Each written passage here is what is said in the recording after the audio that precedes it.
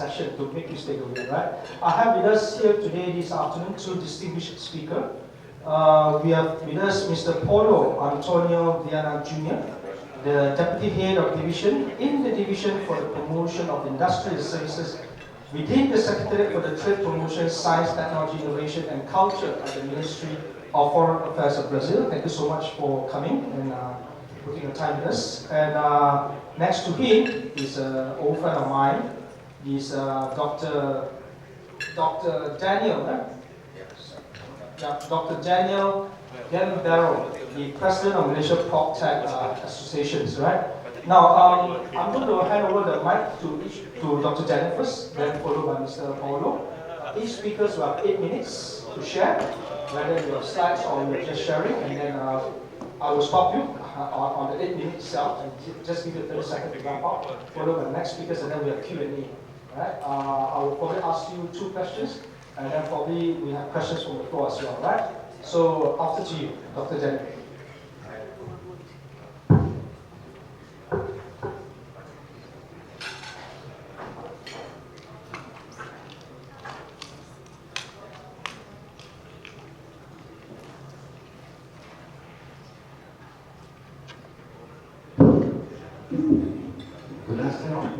Good afternoon, everyone, and glad to be here.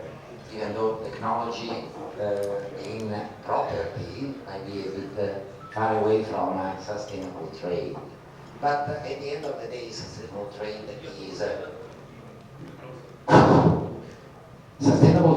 is the result and the engine behind the supply chain. Sustainable trade acts in affordable housing, in the construction industry, in the planning stage of township cities and smart cities of the future. So here we are, and very shortly, I guess you all are very well aware of this. What is very sad is what I've been experiencing many times. I'm frequently invited by universities and business association to share congress and workshop about project about sustainability, and we still have about 70% of people that don't have a freaking idea of what SDG 2030 are. 17 goals, 159 countries. What is the scope? What is the final result? So, first thing first, I would say SDG 2030 till now have been a top-down movement. Time for all of us to push it as a bottom-up, meaning the top should be creating more awareness within the public, within people, within countries, to make sure that they will actually fight and comprehend in full the importance of achieving SDG 2030. Even because SDG 2030 and ESG, in my view at least, are very closely connected. We cannot pretend to rate good, to do good, to comply with environmental, social, and governance if our SDG are not looked after at all. This is something that not many are looking at, and is extremely important to adhere to it and to bring business practices and trade practices towards a full compliance, full achievement of SDG 2030 and consequently full compliance with ESG. What is a sustainable trade? We all talk about it, no one knows what is it. Kind of. Is of course exchange, trade is exchange of goods and services at the Jalan level, road level, up to country level. And of course, sustainable means it needs to generate, it must generate social and environmental benefits. On top, it promotes the preservation and reuse of environmental resources, responsible use, responsible consumption, responsible recycling are fundamental pillars responsible and sustainable trade. Most importantly, sustainable trade is there to help undeveloped, developing economies, developing markets, catch up with the fully developed countries. And unfortunately, international trade till today has been not really helping Southeast Asian countries, most of them still developing economies, growing market, African countries, even worse, South American countries, to really catch up with the United States, Europe, UK, Australia, and others, which is to me highly unacceptable. We will later, during the question, there should be a way of discussing more about it, but focusing on the country where we are holding today, Malaysia, palm oil, and the extremely unfair treatment and restriction and boycotts in general that Europe has been giving to the Malaysian producer of oil is a very good example of unfair and unsustainable trade. When we talk about sustainable trade, we need to go down to the bottom of the supply chain and understand what consequences there might be when we impose something into the top. When we talk about sustainable trade, we need to talk about cooperation, not the forced action. I think we all know what the TPP was. Unfortunately, I need to use the verb of the past, was, because someone has been killing it in a not really fair manner, considering the effort that the 12 or 13 countries have been putting into it to bring it at life. So these are all thinking points. I don't think to go deeper and spend more time that should be soon dedicated to discussion between the two panelists and hopefully with the engagement on the floor. We talk about sustainability. We talk about something that needs to be highly inclusive. We cannot forget that there are still countries around the world where 80% of the wealth is controlled by 1% of the population. Several African countries are in this type of fact, in this type of situation. Malaysia itself, we still have about 50% of the wealth of the country controlled by 20% of the population, which is not fair. I'm not Robin Hood, my name is Daniele Gramber, but I would say instead of taking away the Robin Hood way from the rich and give to the poor, that has been resulting in something not really working out well in the past, let's look into how we all can cooperate and work towards rising the speed of social vertical mobility of our low-income groups. Keeping in mind that low-income groups in some countries are still representing 60 to 80% of the population. Please connect with me in LinkedIn if you are all there, and or in Facebook and the other different social media. And thank you very much. Thank you so much, Dr. Viana, for your insightful sharing. Before we move on for this panel discussion, 4 topics with Mr. Paulo on the sharing, please go ahead.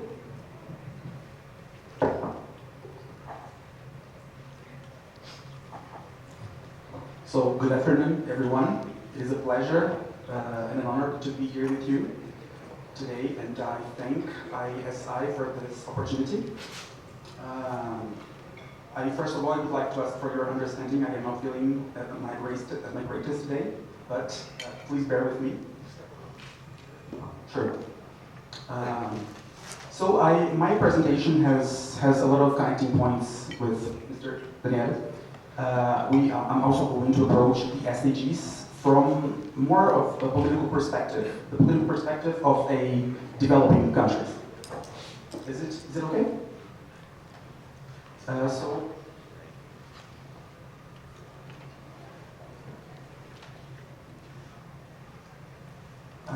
So here is the definition of sustainability according to the Brundtland Report from 1987.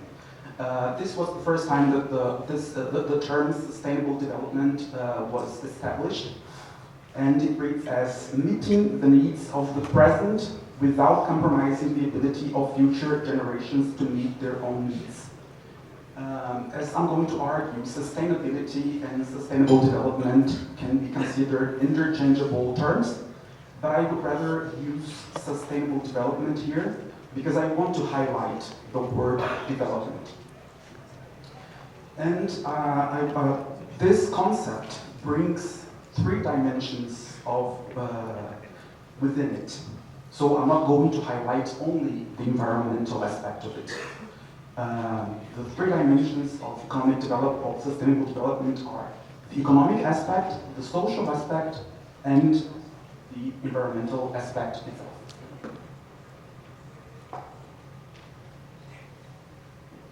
Please. Yeah. I'm sorry. So I know this is a very long slide. It's just to illustrate that in my conception, it is a misunderstanding to consider trade and the environment as opposing worlds. So here I actually have 4 excerpts of the first 2 ones come from the main regimes regarding climate change and protection of the environment. And the latter 2 ones, they refer to the World Trade Organization and International Trade Regime. So as we can see, both of them mention sustainable development and trade as part of the same equation. They are not opposed to one another. And this is very long, I'm not going to read it, but in this, I'm sorry that my presentation is going to be very short because I thought I only had 5 minutes actually. Therefore, I will have more space for discussion. In this regard, bear in mind that trade and sustainable development, environmental protection, social development, and economic development are not opposed. I would like to propose that some common understandings are necessary to tackle the multiple crises that we are undergoing in today's world. And in this regard, I highlight that cooperation and multilateralism are necessary to address the multiple crises that we are facing today. So, as developing countries in particular, this is very important to us. It is necessary to avoid unilateral measures, for example, disguised as green protectionism, as we can see in the European Deforestation Regulations, for example, which affect our countries very much, because unilateral actions can truly erode the pillars of the environmental agreements and also of the international trade system. Therefore, in this regard, it is also extremely important to strengthen the multilateral trade regime. What does that mean? The World Trade Organization has had, since its creation in 1994-5, extremely positive results. For example, the trade of food has more than doubled in real value. Recently it has been weakened due to unilateral positions of powerful countries. Therefore, strengthening the multilateral trade system with a particular focus on the WTO is very important in my understanding. And lastly, as also mentioned by my colleague, bearing the sustainable development goals in mind is of utmost importance. And why? The sustainable development goals were established in 2015, and they present an integrated approach to address the various problems that we are undergoing. So, and they were thoroughly discussed within the countries in the United Nations General Assembly. And so, for example, if you by addressing clean water and sanitation, you can also deal with like low water. you can also deal with life on land. Therefore, this integrated approach can present an adequate solution to many of the problems that we have today. And unfortunately, due to the COVID crisis, but also the reality of our world, the SDGs, the Sustainable Development Goals, are not in a very good state. Less than 30% of them have been met, and actually, in the previous 5 years, some of them have not improved. They have gotten worse. Therefore, I argue that using the SDGs as focus, starting points for our policies will have positive results, and the international community should pay attention to them. And I believe this is it. Thank you very much. Well, thank you, Paulo. We have 2 minutes at a time. We appreciate that. Once again, ladies and gentlemen, this is panel discussion 4 with the title Sustainable Development and Trade Practices, a Pathway to Economic Growth and Environmental Harmony. Quite a long, what do they call it? Quite a long title, young gentlemen. But you both did well. Now, I'm going to ask the first question to Daniel, and then followed by Paulo. Interestingly, Daniel, can you give a specific examples of or case study where countries have successfully balanced their economic growth with effective environmental conservation? Right. Yeah, I was mentioning it just now during the presentation, Malaysia and the palm oil industry. We all know Malaysia is one of the palm oil powerhouse at global level, and we all remember before COVID what happened when Europe started closing their border, European countries started closing their border to Malaysian palm oil, classifying it as unsustainable because of deforestation, because of exploitation of labor force, because of unsustainable practices that during the past 40, 50 years have been definitely contributing in classifying palm oil as unsustainable. However, we have a board, we have a minister who has been active in a very proactive manner by defining, for instance, very simple rules in saying that Malaysia has so many million hectares of palm oil plantation, and this will remain as such forever. That means no more food deforestation. Well, that is a good example, if I may add on. I think one of the countries that have successfully balanced their trade and with the environment is actually the Scandinavian countries, Norway, Denmark, Iceland, and so forth. They have been drilling oil and gas, but yet we don't hear much of environmentalists put forward complaints that the environment has been badly damaged by these 4 countries in the Scandinavia. So that is something that worthwhile for us to study and look at. You know why? Probably because they are, I hope no Northern European country represented here, but probably because they are offsetting carbon credits, which again, to me doesn't make that much of sense. Because we talk about sustainability, we need to be very responsible and accountable in complying with a sustainable direction. I really appreciate what Teresa Koch did in 2018, 2019 by setting a blueprint for palm oil plantation, setting very specific rules for reproduction of palm trees, the plantation of palm trees and production, till the extent that palm oil production became extremely sustainable. And still, in Europe, this is unsustainable. Great sharing, we'll stop you Don't there. forget, one last word, don't forget the ones that have been fired because of lower demand. Yeah, of course, we always remember that. Now I'm going to move on to Paulo. Now the question to you is, what role do you think international agreements and collaboration play intended in promoting sustainable trade practices on a global scale? What is your opinion? So, as I mentioned in my short speech, multilateralism and collaboration play a very important role in promoting sustainable development at large. So if you have international agreements and cooperation in general, you are going to have more standards and regulations that are put into place. Therefore, if you have standards and regulations, you have more transparency, you have more accountability, you have more stability. All these elements are fundamental for trade. And with cooperation and agreements, you have exchange of knowledge, expertise, and resources to address common challenges. This has to be highlighted. Sometimes the obvious has to be highlighted.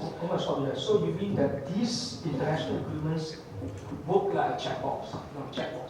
Before you do something, you check this, check that, whether you comply, that comply. And in your opinion, do you think this kind of regulation is good and it's important? What is your opinion? Yes, I believe they're not only important, they're fundamental.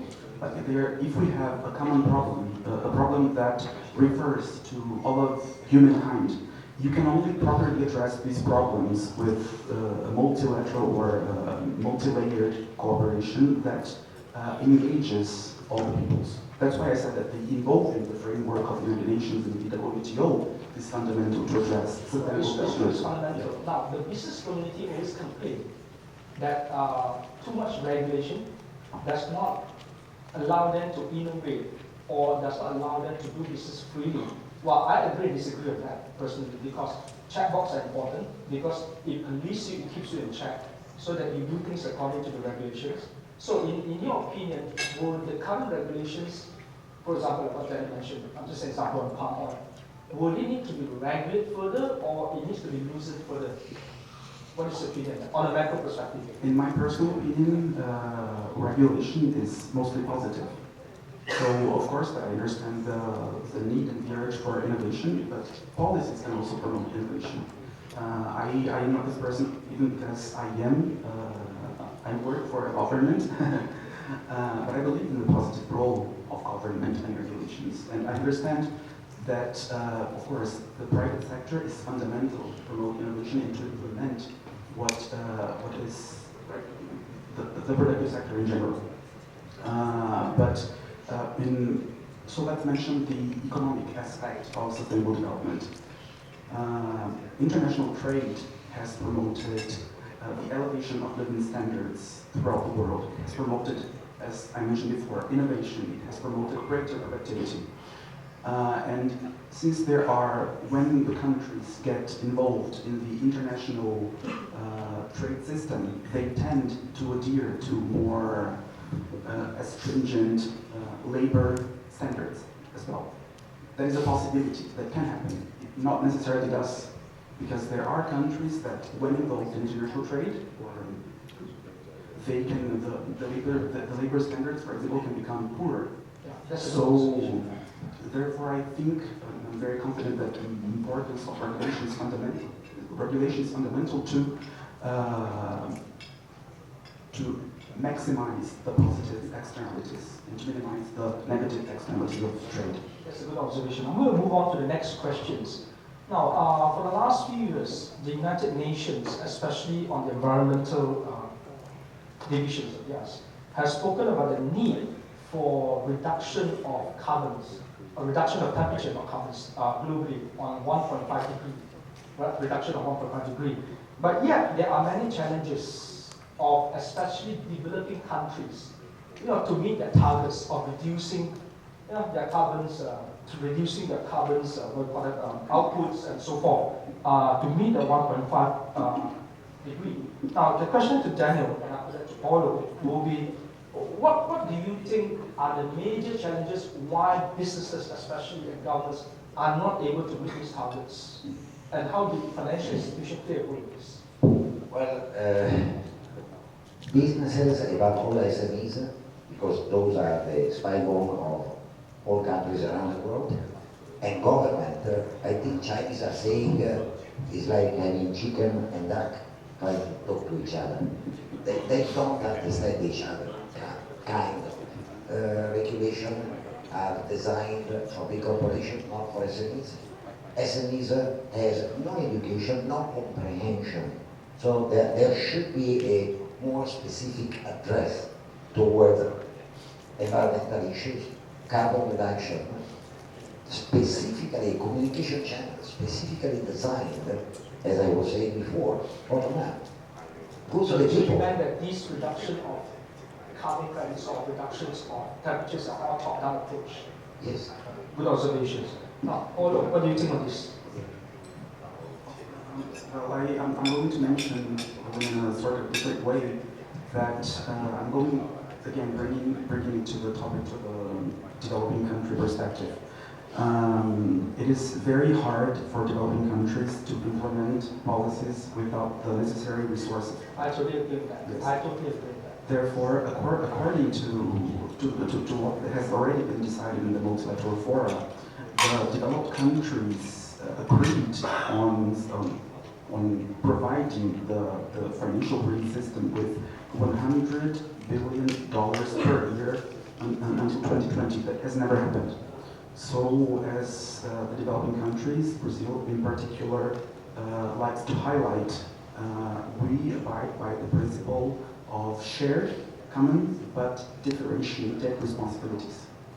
Therefore, the rich countries, the developed countries, they have had a historical impact, which can't be compared to the influence that the developing countries do. Now, why do you think that financial institutions, it's the same question, why do you think that financial institutions are so reserved not to lend or to finance more projects in the developing countries? Why they aren't doing that? Well, at the macro level, they say let's do more for this country, let's do that for this country, but in reality, when it comes down to the ground, the money is not there. Why do you think that happened?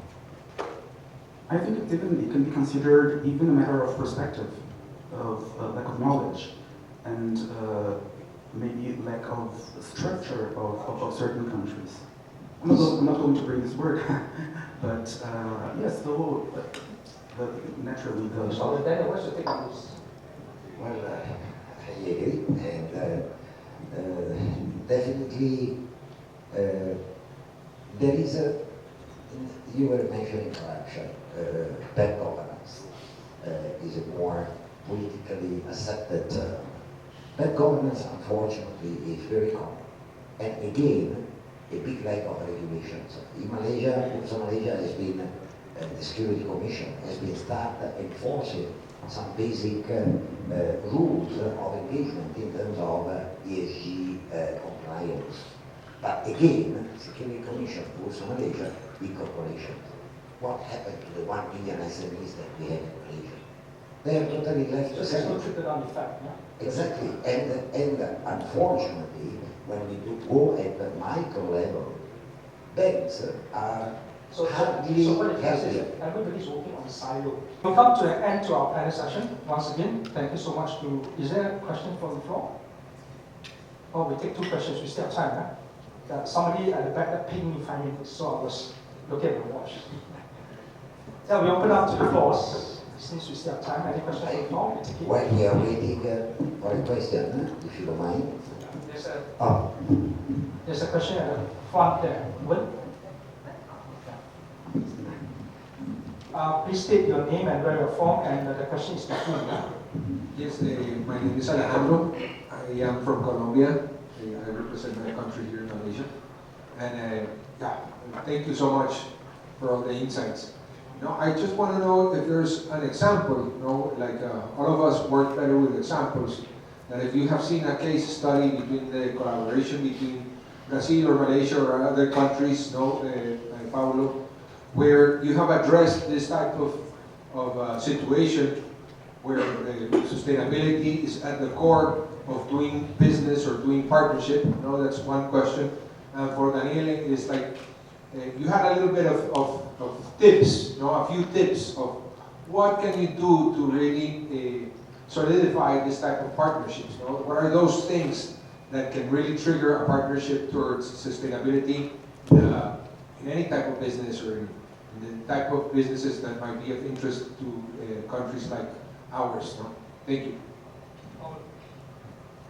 So I'm going to, yes, I am not an expert on the topic that I'm going to mention, but I can bring about, for example, the cooperation between Brazil, or the possible cooperation between Brazil and a country like Malaysia, for example, to deal with the European deforestation regulations, which is fundamental for our interests, and we have to fight together in the multilateral fora so that our very legitimate interests are respected and considered according to the international rules that are already in place.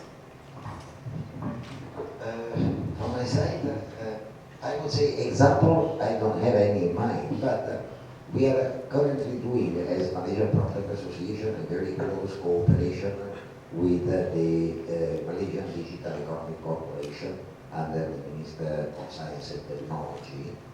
And cooperating with them, we are opening a communication channel with several African countries, doing something similar with South America, which is at a much higher development stage. Colombia, you have a fantastic example of redevelopment of city towards Medellin, if I'm not wrong. That has been one of the masterpieces of the last 10 years. A good example, exchange of experiences that could bring closer Malaysia, Southeast Asian countries, and South American countries. But there is lack of, again, communication, perception of being very distant, when at the end of the day, Chile and US are facing the same ocean and the same kind of distance towards Southeast Asia. Bring over the size of the Southeast Asian market, 700 million people, a powerhouse of industrial production, service industry, electronics, and much more, and bring over what you have to offer to the Malaysian, to the Southeast Asian country, is very much something that needs to keep in mind different cultures, different habits. SDG itself, which has been designed as a law for all-in-one kind of plan, should be actually very much localized in terms of cultures, in terms of respect of what, again, SMEs, micro enterprises, and government are in different regions of the world. Good observation. Any questions from the floor? There's one at the back, at the middle there, gentleman. Well, I apologize, somebody pinged me just now 10 minutes left. So I was on time, so I thought it's ending. Then they texted me and said that I got my session at 3:35. So another 15 minutes, yeah? Can I? Yeah, go ahead, Paulo. I was just going to bring about an example of that can be just of how our expectations can fail us. So I'm bringing Brazil and its trade with the ASEAN countries. Actually, Brazil trades more with the 5 largest ASEAN economies than with 5 G7 countries. Brazil's trade with Thailand, Singapore, Vietnam, Malaysia, for example, is larger than Brazil's trade with United Kingdom, France, Spain. So this is very, most people are not even closely aware of that. How the fact that we are in opposing sides of the planet does not affect how close we are. How, for example, if we go to a cafe here, we are going to have Brazilian, Colombian coffee, for example, and most of the things that are actually produced here probably have elements from the Latin American, Caribbean countries. I have one particular question to ask Paulo, since he mentioned something just now that triggers me. Let's talk about BRIC, B-R-I-C-S. Brazil, China, India, Russia. Well, that's very sensitive at this moment. Now, you guys have BRICS meeting all the time, yeah? Once or twice. Now, can you share your experience when you talk about sustainability, COP, on the perspective of what BRIC thinks about it? Well, I am very confident this is a very important topic for the BRICS. Actually, we have extensive BRICS meetings throughout the year. And Brazil, by the way, is going to be the chair of BRICS next year. as well as Malaysia is going to be the chair of ASEAN. So I think it is an amazing opportunity for cooperation of these both of these fora. I am not an expert on intra-BRICS dialogue and cooperation, but as well as the discussions on the SDGs, environmental protection, are part of the G20 discussions, for example, of which Brazil is the current president. It also is part of BRICS. But unfortunately, I cannot go further on how it develops, since I'm not an expert on that. That's a good. We do understand the sensitivity of that. Yeah. No, but Brazil, but actually, the BRICS has a great number of working groups, and this topic is addressed. I don't think it's sensitive in this aspect. I really just don't know how, like, what are the outcomes. But BRICS is an extremely positive forum for aligning policies, understanding each of the participating countries' policies as well as perspectives. Of course, the intra-BRICS cooperation is so extensive that it seems from education to economy, there is the political part, which can be considered more sensitive. But I think it's been proven to be a very positive forum of coordination. Good remark. Any questions from the floor? I do have plenty of questions because I'm the moderator. But if you have none, I will ask one more question. Another question to Daniel. Now, this is quite tricky. You know, both of you gentlemen just now earlier showed SDG slides, sustainable development. I remember when I was under the engagement United Nations Global Compact back in 2017 for Malaysia, we were among the first group, the first batch, right, that actually promoted SDG among ourselves. It was a huge task among us. And then that was back in 2017, and now it's 2024, almost 7 years. In your observations, right, between Malaysia, Latin America, or Southeast Asia, how far have we achieved, and how far have we not achieved? So the measurement, you know, whenever we hear reports from the high level, we have done this, we have done that, but we have done not enough. We still need to do more. And we have 6 more years. By 2030, this SDG thing will lapse, and we will move on to the new frameworks. So from MDG to SDG, and it will go to another G, a different G. Yeah? So how far have we achieved, and how far have we not? Your personal opinion, Jen. Well, in terms of Malaysia, we are unfortunately still far behind. Yes, sure. And yes. Yes, sure. Yeah. We have been only achieving a full green SDG 1, no poverty. But we are still having hunger. We are still having issues with SDG 11, sustainable cities and communities.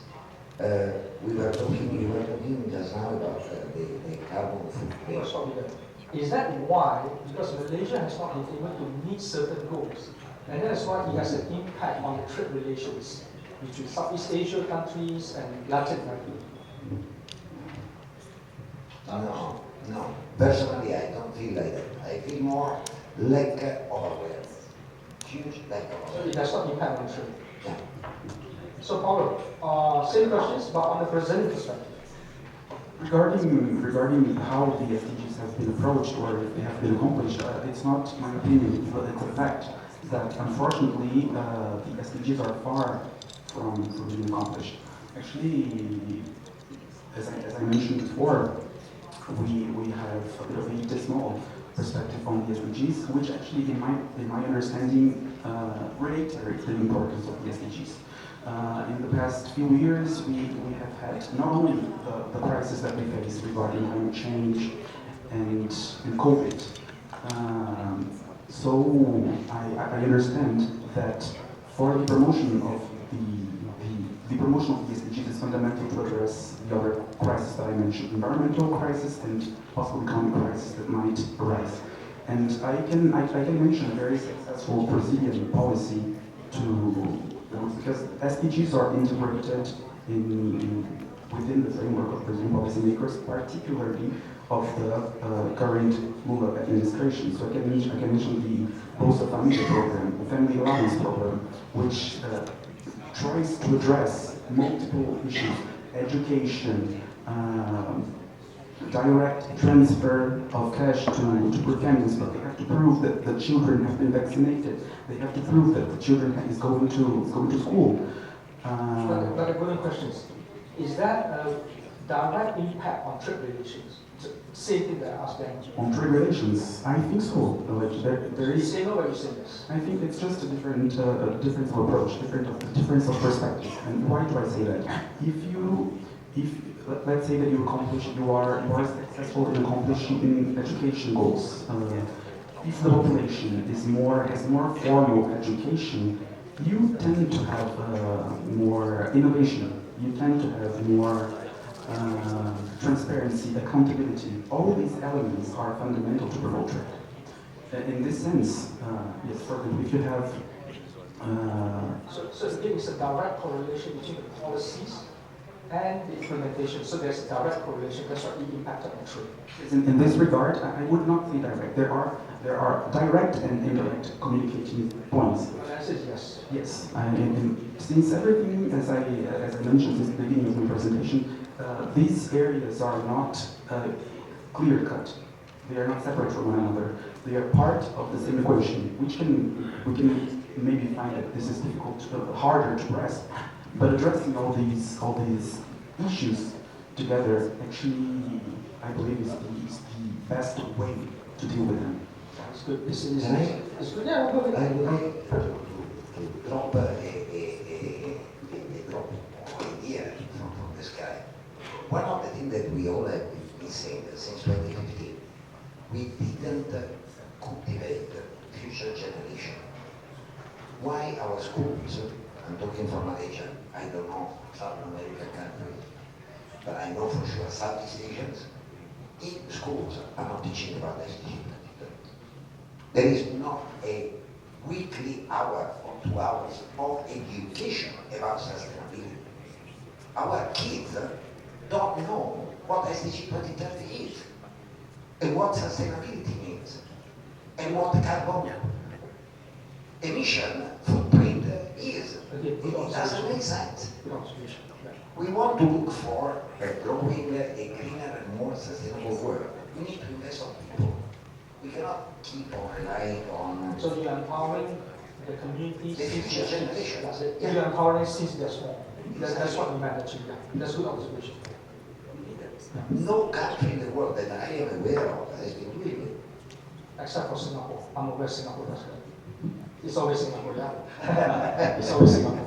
I agree with you, but I would just mention in a kind of anecdotal way as well that in spite of the problems in education that we might have, the youngest generations are actually very aware of sustainability. They've been very concerned with this topic. So I'm going to bring it to the Brazilian example with which I'm closer. So I see that for the Brazilian youngest generations, and I believe that applies to the Latin American countries as well, this is very present in their minds. And for example, as I mentioned, this is an anecdotal example. But my siblings, they are so concerned with the environmental issues of the world that they don't want to have kids, for example. So I'm not saying that this brings hope to them, but the concern around environmental issues seems to me to be very present in the younger generations. Understood. Questions from the floor? Now, I'm going to sum up. We still have 5 more minutes. I have one more question to you guys, but I just want to sum up what we discussed just now. We came in from a very top-level presentations. We talk about bilateral cooperations. We talk about agreements, multilateral agreements. We talk about regulations. Then we bring from the top, we bring you back down to the middle. We talk about case studies among businesses. You spoke about SMEs. And then you spoke about there's a questions from the general from Colombia. You spoke about what we call that inter-countries cooperations. There's a middle, and then we go down back to the bottom. We talk about grassroots awareness level, that's what we spoke about just now. Now, I'm going to bring you back to the top before we end. Let's talk about financial institution. Why do you think that, Jacques, I'm going to start with Daniel, followed by Paulo. Why do you think that financial institutions today, is it because they are being forced to adopt ESG regulation? Therefore, many of the financing facilities, like loans, financing facility or grants, must have this ESG stuff. And you both have spoken extensively about there's lack of awareness, business owner doesn't know, and so forth, so there's a challenge for them. But yet financial institution is pushing it through. They are pushing through the agenda of the big multi-corporations or the governments. And what do you think, why did that happen? Daniel? That's a good question. Well, banks should be going and talking to those VCs that are only funding sustainable and ESG compliant startups. There are plenty of them now. See what are these VCs looking at. Point is, unfortunately, the parameters that have been set for SMEs by Malaysian banks in terms of ease of financing, green funding, and these kind of things are actually so complicated that SMEs are giving up before even start applying, which to me again doesn't make that much sense. Yes, I'm going to say that as for your question, why do financial institutions care about ESGs? So I think I'm very confident that there is a pressure, a demand from the public, from the general public, but also because the financial institutions want profit. And I think that financial institutions, it means businesses in general, when you look at the losses that you might have with the environmental crisis, and you just compare that with how much money you could save by protecting or implementing environmentally sound policies, you can put that in figures. Therefore, to wrap up both sides, public pressure and intelligence, I would say, just market analysis. Greener doesn't make money. Unfortunately. I absolutely agree. Greener doesn't mean more money. It means spending more money. Yes, this is the perception that people are having, but it's not 100% confirmed. It's not 100%, sorry, it's not 100% true. It's a bit, as president of the Malaysian Prospect Association, very often, the first question is asked to my member, how much does it cost? Wrong. How much can I save? Well, I'm going to share with you, 3 years ago, came out with papers that there are more tax incentive given for buying an electric vehicle in Malaysia than supposedly normal cars. So you are giving more tax breaks for the rich as compared to the poor. So aptly what you say is just aptly, yeah? Yeah, and Does that happen in Brazil as well? Tax concession? Yes, there are programs to incentivize for For the rich, but for the middle class? I am not able to put it. And one note. Only 1% of the lithium batteries that are powering electric vehicles are actually recycled. Just what the policy makers. Yeah. Strike balance. And I'm looking at the chain, reaction chain. I've come to the end of the panel. I stopped around time at 3:55. Once again, thank you so much to Paulo, representative and our second panelist, Viana as well. Thank you so much for having us at this panel and power relation between Latin America, Caribbean, and Southeast Asian countries. We'll see you soon. Thank you so much, ladies and gentlemen, for listening.